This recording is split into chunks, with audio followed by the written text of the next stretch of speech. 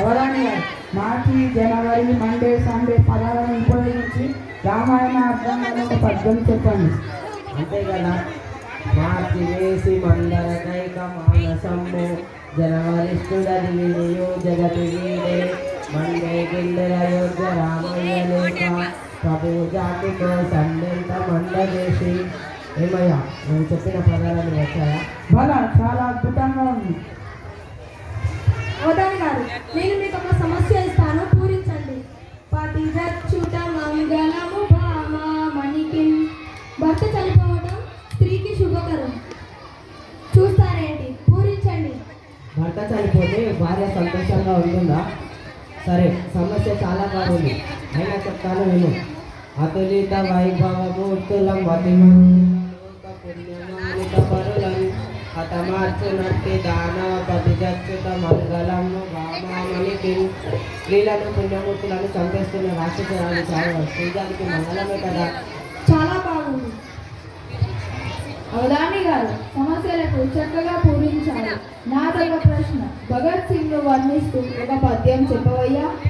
సరే చెప్తాను. విద్యార్థి దశ వీడి విప్లవమున చేరి స్వాతంత్ర సమరాన సాగిపోయి పంజాబ్ కేసరి ప్రాణం మృగజేసి ధైర్యం చంపిన ధైర్యశాలి ఆంగ్లేయాదముల అంటు చూపదనంటూ పార్లమెంటుల బాంబు పగలగొట్టి చిరునవ్వుల కంగా గురికొయ్యపై మాగి విప్లవ జ్వాలను విస్తరించి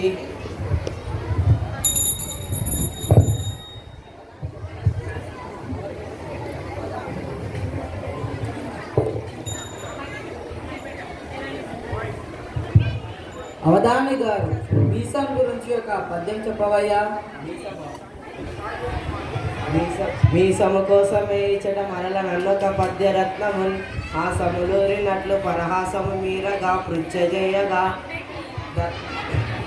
హాసములూరినట్లు పరహాసము మీరగా పృచ్ఛజేయగా మీసము కూర్చి నేనిప్పుడు మీకై ఏమని బల్కవాడమా దేశపు పౌరుషంపుమని దిక్కుల సంగమాయ మీసముల్.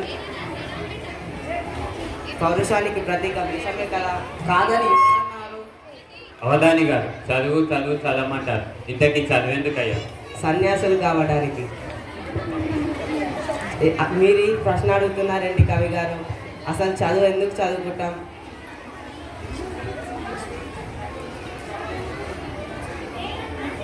చదువని వాడు అగ్నుండ.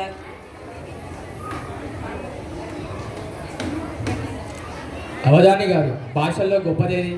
భాషల్లో గొప్పది తెలుగు భాష. రాయల వారు చెప్పారు కదా, దేశ భాషలందరూ తెలుగు లెస్స అని. అవధాని గారు ఇంకొక ప్రశ్న, మందు తాగడం మంచికి మంచిదేనా?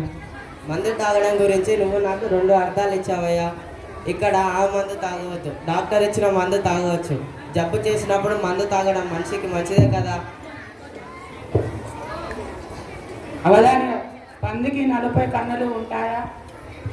పందికి 40 కన్నులు ఎక్కడ ఉంటాయి కవి గారు? ఎందుకుండవు, పందికి 40 కన్నులు ఉంటాయి. అది ఎలా సాధ్యం? ఏముంది, 40 అంటే నుదురుపై అని అర్థం. ఎందుకు సాధ్యం కాదు? ఆ పని ఇప్పటికే 10 సార్లు గంట మోగించాను.